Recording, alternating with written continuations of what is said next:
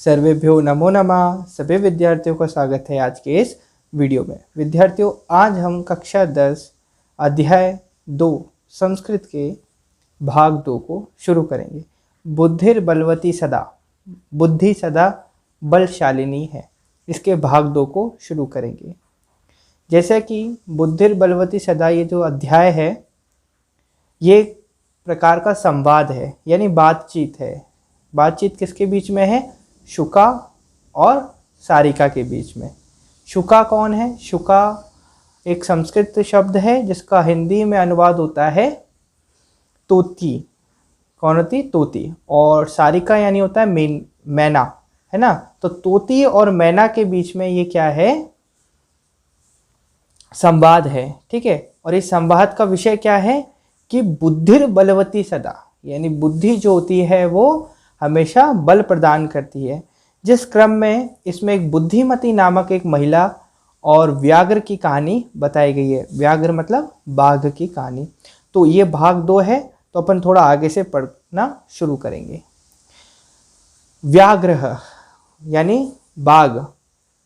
गच्छ गच्छ जम्बूक त्वमपि कश्चित् गुण प्रदेशम यतो व्याघ्र मारिति या शास्त्रे श्रूयते तया अहम हंतु मारबद्ध परमं गृहीत कर जीवितो नष्ट शीघ्रम तदग्रतः। मतलब जा जा गीदड़, तू भी किसी गुप्त स्थान पर जा। गच्छ गच्छ जम्बुक त्वमपि, तुम भी, कश्चित किसी, गुण प्रदेशम किसी गुप्त स्थान पर जा या जाओ। क्योंकि बाघ मारी यानी व्याघ्र मारी थी, जो शास्त्रों में बताई है वह मुझे मारने ही वाली थी, लेकिन जान हथेली पर लेकर यानी जान बचाकर शीघ्र ही उसके आगे से भाग आया। समझ में आया?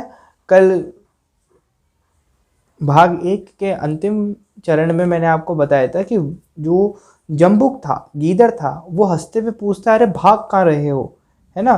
तब उसके जवाब में व्याघ्र बोलता है कि भाग भाग, क्योंकि एक व्याघ्र मारी यानी व्याघ्र को मारने वाली औरत घूम रही है यहाँ पर।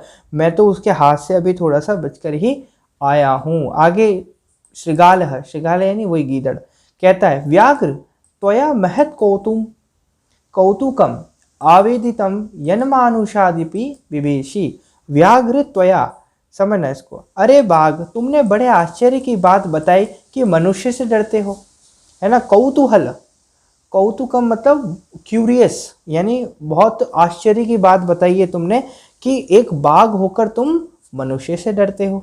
अच्छा ठीक है। व्याघ्र प्रत्यक्षमेव मया सात्म पुत्रामेव केक्षौ माम तुम कलाहे मानव चपेटया प्रहंती दृष्टा। मतलब बाघ बोलता है इसके जवाब में, सामने ही मैंने उसे अपने 2 बेटों को मुझे एक एक खाने के लिए झगड़ते हुओं को थप्पड़ मारते हुए देखा है ना। कल अपन ने देखा था ये बात।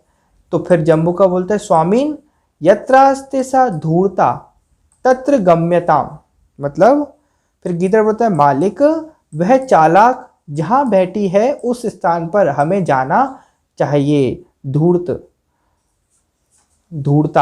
है, धूर्त मतलब चालाक और धूर्ता मतलब स्त्रीलिंग में चालाक, ठीक है। आगे लिख रखा है व्याघ्र, यहाँ पर से पढ़ेंगे। व्याघ्र तब पुनः तत्र गतस्य सा सम्मुखम वीक्षते यदि तरहि त्वया अहम हंतव्यः इति। मतलब हे बाघ, फिर तुम्हारे वहां गए हुए के सामने भी यदि वह देखती हो तो आप मुझे मार देना। चलो, इसका मतलब ये है कि जो जम्बुक है, जम्बुक यानी गीदड़ है, वो बोलता है बाघ से कि आप मेरे साथ एक बार वापस से चलो वहीं जहाँ पर वो औरत है, ठीक है। और अगर तब उसने अगर ऐसा कहा या आपको देखकर उसने कुछ ऐसा करा कि आपको मारने के लिए लगा, तो फिर मैं भी आपके साथ वहाँ पर मर जाऊँगा, ठीक है, अगर ऐसा है तो फिर व्याघ्र बोलता है यानी बाघ बोलता है श्रृगाल यदि त्वम माम मुक्तत्व यासी तदा वेलाप्य वेला स्यात्। मतलब अरे गीदड़, यदि तू मुझे छोड़कर चला जाता है तो शर्त भी बेशर्त हो जाएगी। मतलब अगर तू उसने अगर कुछ करा और तू मुझे देखकर ही सीधे भाग गया वहां से, तो जो तूने शर्त लगाई है वो तो फिर व्यर्थ ही हो जाएगी, फिर तो तेरी शर्त और तू दोनों ही गायब हो जाएंगे, तो मेरा क्या। तो फिर वो बोलता है आगे, जम्बुक बोलता है, यदि एवं तरही माम नी जगले बदवा चल सत्वरम।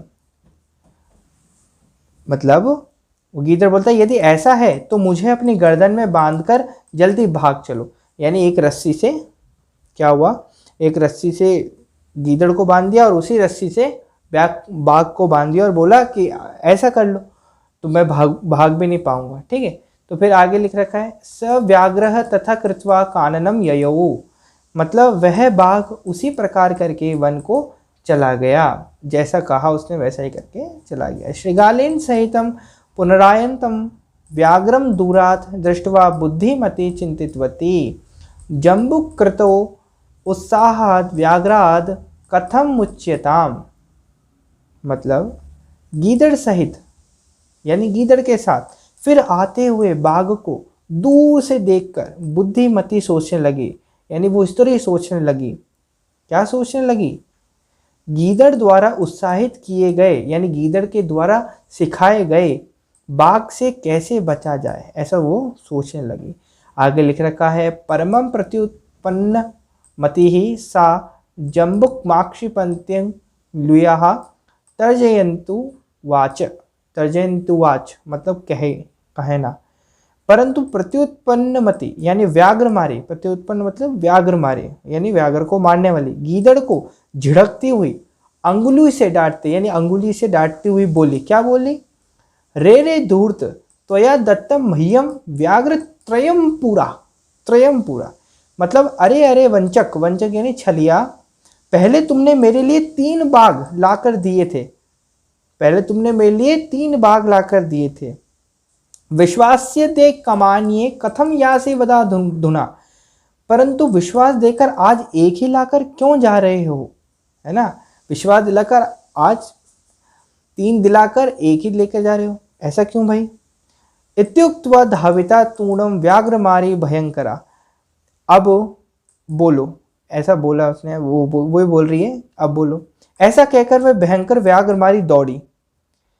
व्याघ्रोपि सहसा नष्टः गलबद्ध श्रृगालकः, गले में जिसकी गीदड़ बंधा हुआ है ऐसा वह बाघ भी अचानक वहां से भाग गया, है ना। ये सुनकर मतलब उसने देखी कितनी चालाकी से, कितनी बुद्धि लगाकर उस बुद्धिमती महिला ने, जो स्त्री है, उसने क्या करा कि जो गीदड़ है उसी को फंसा दिया।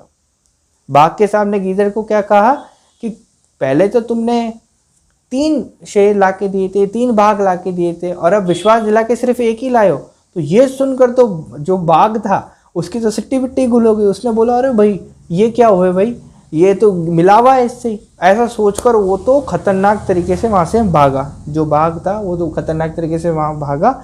और फिर आगे लिखा है एवं प्रकारेण बुद्धिमती व्याघ्रजात भयात पुनरपि मुक्ता अभवत अतएव उच्यते बुद्धिर्बलवती तन्वी सर्वकारेषु सर्वदा।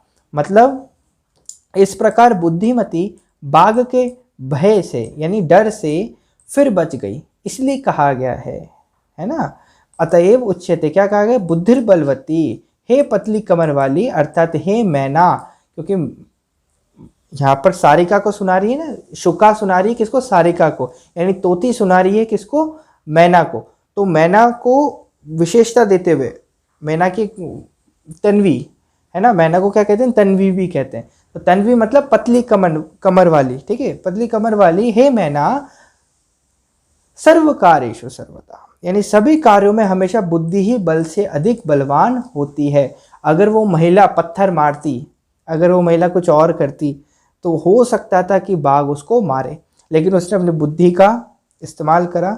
ये तो एक चिन्हात्मक कहानी है कि जो भी अपन परिस्थिति हमारे सामने आती है वहाँ पर हमारे को एकदम उग्र नहीं होना चाहिए, बुद्धि से सोचना चाहिए और बुद्धि से हल निकालना चाहिए अगर निकल सकता है तो। जिस प्रकार से बुद्धिमती नामक स्त्री ने किया कि उसने अपनी बुद्धि का इस्तेमाल करके बाघ को भगा दिया।